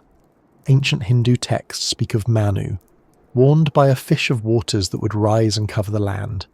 Even in the Americas and Oceania, cultures separated by oceans share their own versions of the same tale. To science, these stories are often seen as echoes of real but local events. Sea levels rose at the end of the last ice age. Massive floods carved entire valleys. Civilizations that lived close to the water would have experienced such disasters as the end of their world. Over time, those memories became myth. But here's the thing. Even if these myths are only exaggerated memories of natural events, they prove something remarkable. They show that memory, collective, cultural memory, can last for thousands of years, reshaped into story, carried across time in the only way our ancestors knew how. Now stretch that thought further. If memory can last that long in story, could it also stretch back further than we realise? Not in detail, not in facts and dates, but in strange, symbolic fragments. If there was ever a time when humans, or even something before humans, encountered the fading traces of an older world, would it surprise us if the only place such an encounter survived was in myth? Consider the legends of lost civilizations. Atlantis is the most famous, a story told by Plato of a great city swallowed by the sea. To historians, it is a fable, a philosophical allegory rather than a literal memory. But why does it feel so familiar? Why does almost every culture seem to have its own version? A story of a lost age, a forgotten people, or a time when the world was different. From the Mayan Popol Vuh to the Hindu Yugas, from the Greek ages of man to the Norse tales of worlds rising and falling in endless cycles, the theme repeats. There were others before us, and the world has been remade many times. To us, they are myths. To those who first told them, perhaps they were only stories to explain the unexplainable. But there is another way to see them, not as literal history, but as instinct. A deep, unshakable feeling that our moment in time is not the first. Even if none of these myths are true in a literal sense, they reflect an older truth. The Earth has been here much longer than we have, and its memory stretches far beyond ours. For the people who first looked at fossilized bones protruding from a rock, who found seashells on mountain tops and petrified forests in stone, the world must have seemed haunted by its own past. They did not have geology to explain these things. They had myth. And perhaps myth was their way of hearing what the stones were saying, even if they could not translate the language. This is what makes these old stories strangely powerful. We dismiss them because we have science now, because we no longer need gods or legends to explain the shape of the Earth. But we forget that myth is often a way of holding on to questions that could not yet be answered. And those questions, the sense of something vast and forgotten, remain. What if, buried inside those old tales, there are faint echoes of real events so far removed from us that only story could preserve them? Not the literal memory of another civilization, but the shadow of the idea that the world has been reset before, that time is deeper than we can comprehend, and that we are only the latest in a long line of beginnings and endings. Even now, our own stories may one day become myths. Imagine what people, if there are still people, will say of us 10,000 years from now. They will not know our cities. They will not speak our languages. Perhaps they will only remember fragments, strange and distorted, transformed into symbols. If that can happen to us in so short a span, then how much has already been lost to time before we even arrived? This is why we should not dismiss myth entirely, because even if it does not give us answers, it reminds us of something that science alone cannot. That the human instinct to look backward is as old as our species itself. We have always known, in some deep way, that there is more behind us than we can see. And if that feeling exists, if it has followed us across every culture and every age, maybe it is because the Earth has always been whispering it, not in words, but in its sheer, impossible age. Maybe myth is what happens when we hear that whisper, but do not yet know how to translate it. And perhaps one day, if we learn to read the stones well enough, we will find that the myths were not entirely wrong. Not in their details, but in their quiet, unsettling suggestion that this world has had more than one story. If myth and memory hint at forgotten worlds, entropy explains why they vanish. Entropy is not a force we can see, but it is always at work. It is the quiet, unstoppable tendency of everything to move from order to disorder, from structure to ruin, until even the most enduring marks are smoothed away and scattered into nothing. You can see it in small ways every day. A building left alone begins to crumble. A road, once straight and strong, cracks as roots push through it. Metal rusts, stone erodes, wood rots. Given enough time, everything falls apart. We repair it for a while, but time always wins. This is entropy at the scale of a single human life, but on the scale of the Earth, it is far more ruthless. Imagine a city left to the world without us. Within decades, its lights would go out, its glass would shatter, and its steel would buckle. A few centuries later, the forests and grasslands would reclaim it. 1,000 years, and it would be hard to tell it was ever there. But 1,000,000 years, the city would be gone. The land would be bare again, reshaped by wind, rain, and stone. The ground would remember nothing of what once stood on it. This is what entropy does, not just to our works, but to everything. And when you extend it beyond human lifetimes, beyond even the rise and fall of species, you begin to see why the Earth has no permanent memory of its past. Every mountain you see is temporary. Every coastline will one day drown or rise. Every trace of us will be reduced to fragments, and then those fragments will be buried, broken, or transformed until they are no longer recognizable as anything but part of the planet itself. Even fossils, the most durable relics of life, are only partial survivors. They exist because of accidents, because an animal happened to be buried in the right sediment at the right moment and was spared from decay long enough for minerals to replace it. Most living things do not get such a fate. They vanish. Their bones dissolve. Their bodies leave no trace at all. If this is what happens to life itself, what chance does a civilization have? This is where oblivion comes in, not just the erasure of things, but their complete absorption into the larger processes of the Earth. Plate tectonics drags the crust downward, recycling it into molten rock. Erosion grinds the highest peaks into grains of sand. Entire oceans vanish and are reborn in different shapes. In deep time, the Earth is not a stage where history is preserved. It is a restless machine, always taking apart the old world to make room for the new. This is why the idea of a civilization older than us is not absurd. It is not that such a civilization would leave no trace because it never existed. It is that time and entropy would have taken those traces, scattered them, and folded them into the planet itself until nothing was left but a few chemical signatures we might mistake for natural events. And this is not just a thought experiment. We have already seen how effectively time erases. Consider the supercontinents. Hundreds of millions of years ago, the world's land masses were fused together into Pangaea. Before that, there was Rodinia. Before that, Columbia. Each one rose, broke apart, and was reassembled into something new.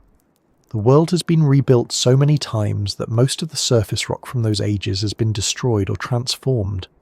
If a civilization had existed in one of those distant eras, its world would now be unrecognizable.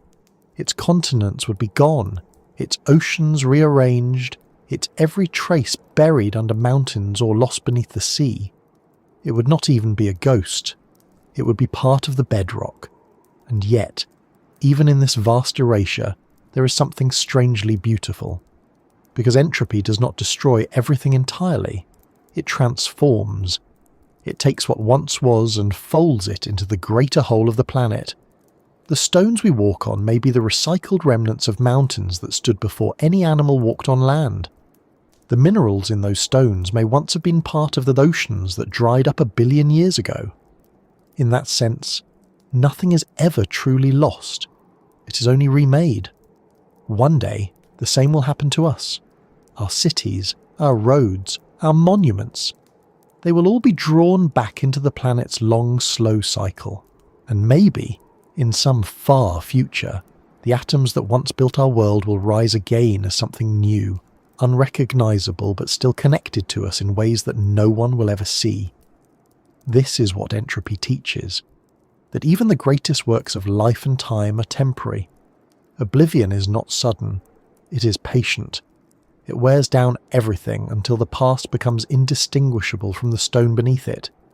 And if this is true, then maybe the most haunting part of the question isn't whether a civilization came before us. It's the realization that, if it did, its end would have been so complete that it became part of the Earth itself. Not forgotten, not gone, just transformed, until all that remained was the quiet fact that it had once been here at all.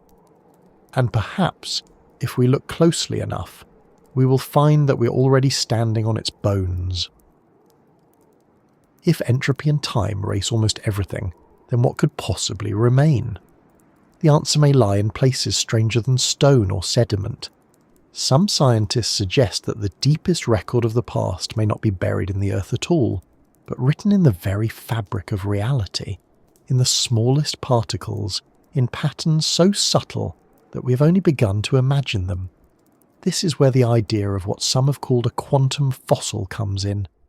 Not a fossil in the way we know it, no bones, no imprints in stone, but a trace of history encoded in the fundamental state of matter itself. It sounds impossible, almost like science fiction, and yet it may be one of the few ways in which the past could survive when every physical artifact is gone. To understand this, you have to think about how the universe keeps records. Every action, every event leaves a trail, even if it is so small that no one could ever measure it. When you drop a stone into a pond, ripples spread outward. They fade, yes, but in a perfect universe, those ripples would never truly disappear.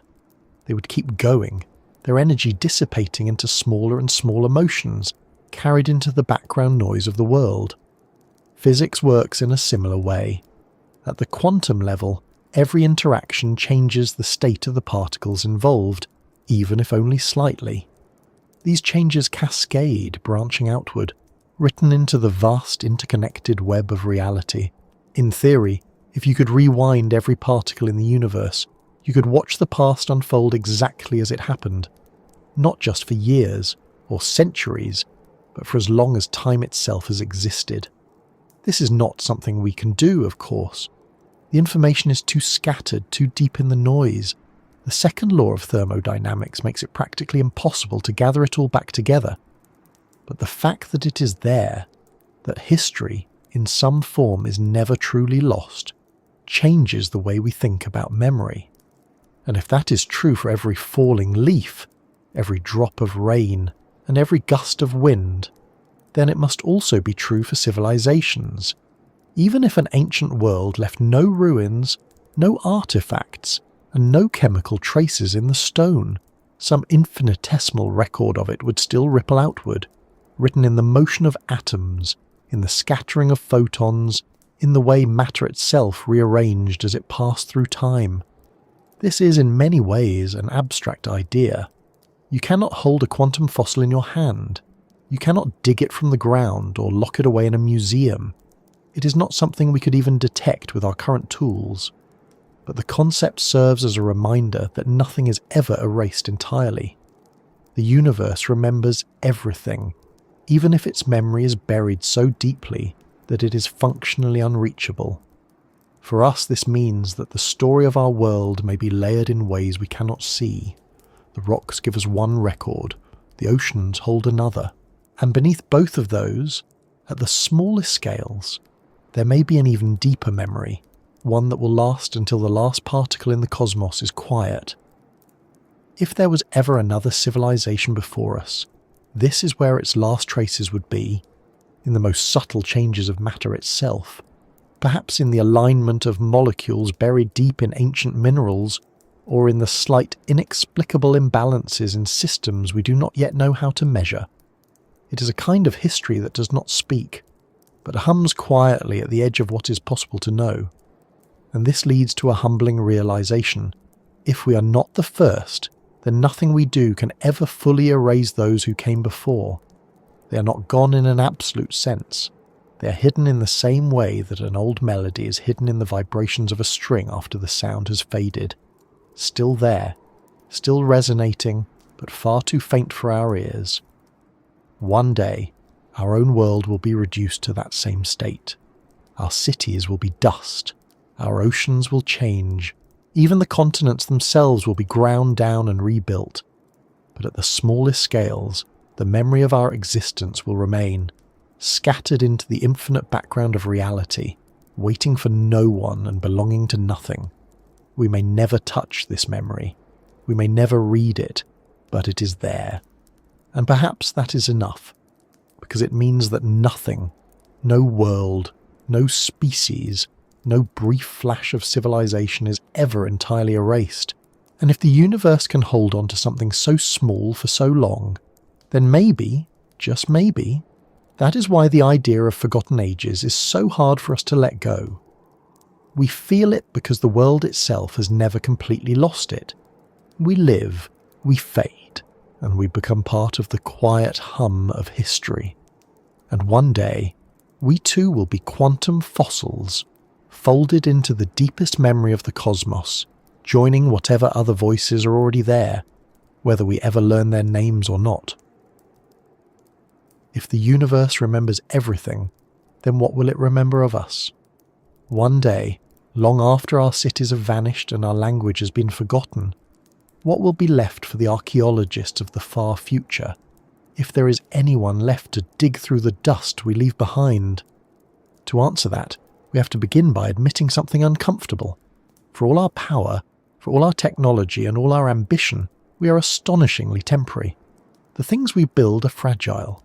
Even the strongest of them cannot outlast the slow patience of the earth. Bridges collapse, roads fracture, towers rust and crumble. We patch them, repair them, rebuild them, but in the absence of hands to keep them standing, they will fall. If we vanish tomorrow, nature would begin its quiet work almost immediately. Within a few years, vines would climb the walls of our tallest buildings. Within decades, forests would spread over highways, and rivers would carve new paths through what were once neighbourhoods. Within a few centuries, even the most imposing of our monuments would be reduced to rubble.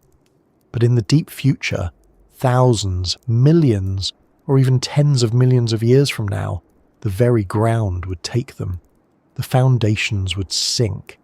The rubble would be buried beneath layers of sediment, and in time, those layers would turn to stone, and the last visible traces of us would vanish. This is what the archaeologists of tomorrow would face. They would not be sifting through our ruins, they would be sifting through the earth itself, and what they would find would not look like the world we know.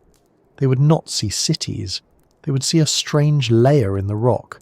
That layer would not be thick, a few centimetres perhaps, across the entire planet, but within it would be a record of everything we are.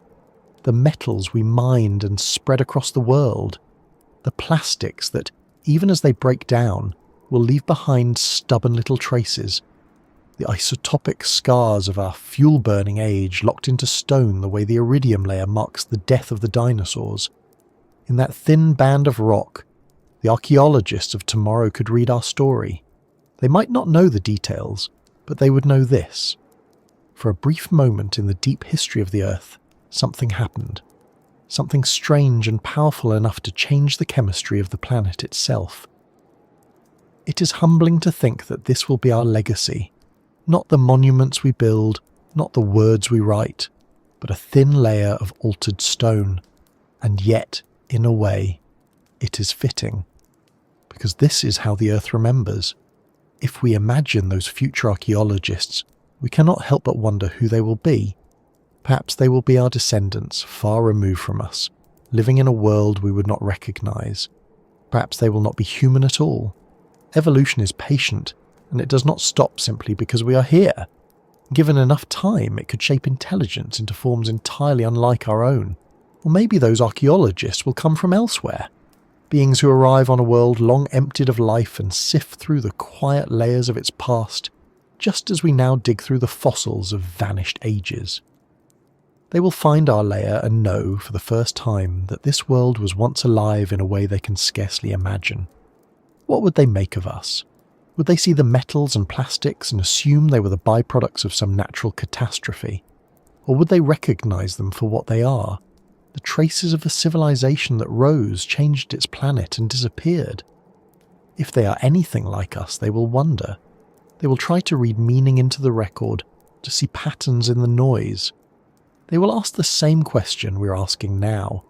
Were we the first, or are we only the most recent? In a way, we are already their archaeologists. We drill into the deep past, unearthing strange signals and faint memories of worlds that ended long before we were born. We stare at those traces and try to make sense of them, and sometimes, just sometimes, we wonder if we're not only looking backward, but also forward, at the kind of evidence we ourselves will one day leave behind. This is what the archaeology of tomorrow really is, a mirror. It shows us the future, but it also shows us the truth about the present. We are not as permanent as we think. We are a brief layer in the stone, here for a moment and then gone, our story reduced to its simplest, most durable form, a chemical fingerprint, a whisper of what once was. And maybe that is enough. Because even if no one comes to read that layer, even if the future belongs to silence, we will still be part of the Earth's memory.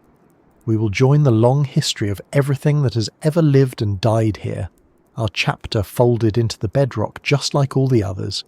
And if someone does come, if they split open the stones and find our ghost there, perhaps they will feel the same thing we feel now when we look at the ancient past. A quiet, humbling wonder. Because that is what deep time does. It erases, but it also connects. It binds every world, every species, and every brief civilization into the same vast story. A story written not in words, but in the slow, unbroken language of the Earth itself. When you step back far enough, the Earth itself begins to look small. Its history feels impossibly vast to us, yet in the context of the universe, it is only a moment, a brief spark in an endless darkness. And it is in that darkness that the question of forgotten civilizations takes on an even stranger shape. Because if this world could have erased every trace of anything that came before us, then what about the others? There are hundreds of billions of stars in our galaxy alone. Many of them have planets. Some of those planets may have oceans and atmospheres, the basic ingredients of life. And if life can appear here, on one unremarkable world circling an ordinary star, why not there? Why not everywhere?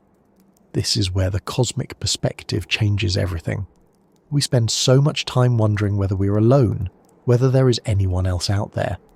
But perhaps the better question is whether anyone who was ever out there is still around to be found. Because if deep time erases nearly everything here, then the same must be true everywhere else. Imagine a civilization that arose 1 billion years ago on a world circling a distant sun. They might have built wonders. They might have crossed their skies and written their names into the very crust of their planet. But what would be left of them now? Even if their world is still there, their traces would be gone. Their cities would be dust, their monuments buried, their works ground into the stone until no one could ever know they existed. This is what makes the silence of the cosmos feel different when you think of it this way. Perhaps we do not hear other civilizations not because they were never there, but because they, too, were erased. Perhaps intelligence is not a rare spark, but a repeating one, a brief flare that burns, changes its world and fades, leaving behind nothing but a thin chemical shadow and the faintest whisper in the rocks. And if that is true, then we are not only part of Earth's story, we are part of the universe's story, one more brief chapter, in a book that may have been written many times before, on many worlds in many ways. We may never see those other chapters.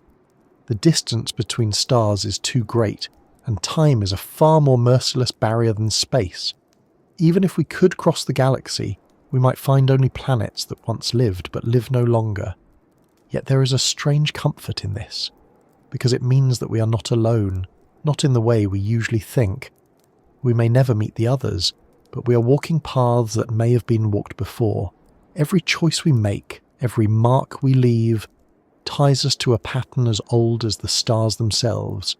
It also forces us to see our own world in a new way. If planets are graveyards of forgotten civilizations, then Earth is not unique in its silence. It is simply one of countless worlds carrying its past deep within it, hidden under layers of time, and one day, if we endure long enough, we may go to those other worlds. We may drill their rocks and study their sediments the same way we study our own, and perhaps, just perhaps, we will find something. An anomaly in the chemistry, a trace that does not fit, a thin, stubborn layer that tells us we are not the first. The thought is almost too large to hold. But then again, so is the universe. And this is the real power of the cosmic perspective. It reminds us that the story of forgotten civilizations is not just about our planet. It is about everything. Every world with oceans, every world with mountains and skies, every world that has ever had enough time for life to rise, change its home, and vanish. If the universe truly keeps its memory, then it is written not only in the stones of the earth, but in the dust of 1,000 other planets. And if we learn how to read it, we may one day discover that we are part of something far greater than a single isolated story. Because in the end, the cosmos does not care about beginnings or endings. It only carries on, indifferent and infinite, holding within it every trace of everything that has ever been. And somewhere in that immensity, perhaps our own layer, the thin chemical line that will one day be all that is left of us, will be only one among many, a single page in a library without end. And if that is true, then the silence above us is not empty at all. It is full of everything that has ever been lost, everything that has ever lived, everything that has ever wondered if it was alone. And now it is our turn to wonder. If they were here before us, we would not see them. That is the hardest truth to accept. We like to imagine that the past leaves bold and undeniable traces, but deep time does not work that way. It is patient, and in its patience it erases almost everything. If another civilization walked this planet millions of years before we did, we would not find their cities. The towers would have fallen, the streets would have crumbled, even their bones would be gone. In their place there would be forests, deserts, oceans, mountains, a new world layered over the old, until nothing remained of what came before but silence, and yet not all silence is empty. If they were here, their traces would be hidden in places we do not usually think to look, not in ruins or monuments, but in the deep quiet record of the earth. Their world would survive only as patterns, a sudden unexplained chemical shift in the rocks, an odd concentration of metals in a layer of ancient soil, molecules that do not appear in nature, trapped in sediments buried miles underground. To us, those things might look like geological curiosities. We might chalk them up to unusual volcanic activity or the strange chemistry of ancient oceans and move on. And perhaps we already have. This is the unsettling part. We may have walked past their fingerprints without ever realizing what they were. A sample pulled from the ground, measured, catalogued and filed away, its oddities written off as natural noise. How many strange results have been quietly noted in scientific papers, explained in footnotes, and then forgotten?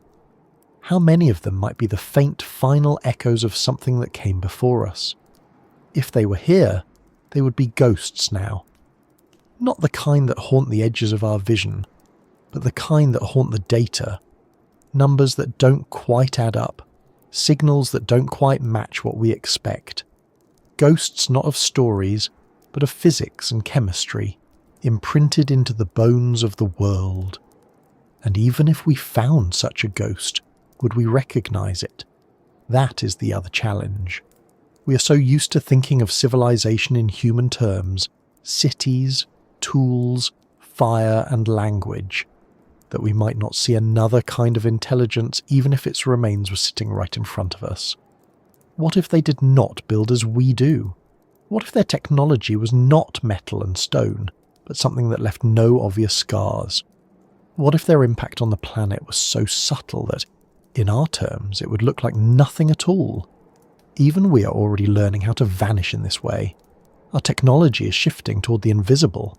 Circuits no wider than a hair, materials designed to break down, to leave no waste behind. One day, our own mark on this planet may be almost impossible to detect. If we can imagine a future where we disappear cleanly, why not a past where someone else already did? And perhaps, in a way, that is the only way it could be. If intelligence can arise more than once, then it must also vanish more than once. And every time it does, the Earth will do what it always does: bury it, erase it, and leave behind nothing but a faint chemical memory deep in the rock. If they were here before us, they are not waiting to be found in the sand or the stone as cities or machines. They are waiting in the quiet. They are waiting in the data. And maybe one day, when we are patient enough, careful enough, and humble enough to look for something that is not built in our image, we will finally hear them. Not in words, not in artifacts, but in the quiet truth the Earth has been holding for millions of years, that we were not the first. And if that day comes, it will not make us smaller, it will not make us less. It will connect us to something larger than we can imagine, a chain of worlds and minds that stretches deep into time, a story that has been told and erased and told again, long before we ever learned to wonder about it. And when we see ourselves as only the latest part of that story, perhaps we will finally understand the real scale of what it means to live on a world this old. Because if they were here before us, then one day we too will be the ones who came before, and someone else will walk the earth and wonder. If you listen closely enough, there is a kind of silence in the world that feels heavier than the rest. Not the silence of an empty room or a quiet night, but the silence of deep time. It is the silence of everything that has ever been folded into the earth, erased from sight but not from existence. It is a silence that holds weight because it is not empty. It is full. We walk across it every day without noticing. Every stone beneath our feet is a fragment of the past. Every layer of soil carries the dust of worlds that no longer exist.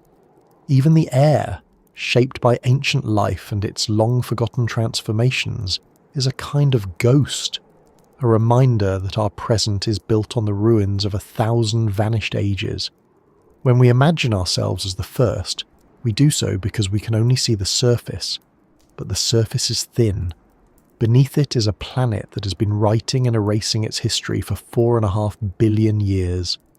And in all of that time, is it really so hard to imagine that others might have come and gone before us? If they were here, we will not find their streets, we will not find their faces, but maybe we will find something smaller and quieter, a chemical fingerprint, a pattern in the rocks, an anomaly in the deep ocean mud that refuses to be explained away, a whisper, not a shout, and if we are listening carefully enough, that whisper may be all we need. Because in the end, that is what deep time gives us, not certainty but possibility.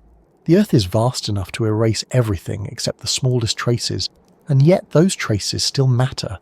They tell us that nothing we see is permanent. They remind us that our own chapter will be no different.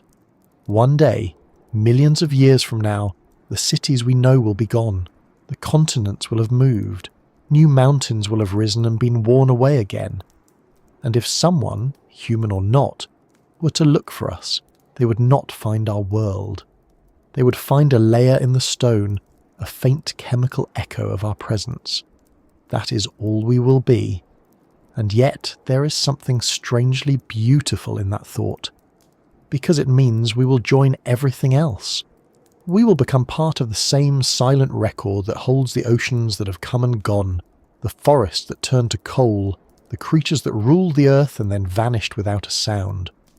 We will be another echo in the dark, and if there were others before us, they are there too, folded into the same silence, waiting not to be discovered in the way we normally think of discovery, but simply to be noticed.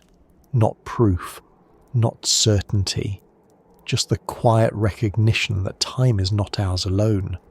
This, in the end, is what humbles us, not the scale of the universe, but the scale of our own world. We live in its newest layer, thin as dust, perched on top of an age so deep we can barely measure it. We tell ourselves we know it, but we have only brushed its surface, and maybe that is the point. Maybe we are not meant to find every answer. Maybe we are only meant to keep asking, to keep looking down into the earth and feeling the weight of what it hides, until the silence stops feeling empty and starts to feel alive. Because when you stand in that silence, when you look at the rocks, the oceans, the stars, you begin to hear it. A faint hum, a low and endless echo. It does not give names. It does not tell stories. It only reminds you that time is long, the earth is patient, and that if we were not the first, then one day we will not be the last. And maybe that is enough. Because in that echo there is no ending. Only the quiet, unbroken rhythm of a world that has carried countless beginnings and will carry countless more, long after ours has turned to dust.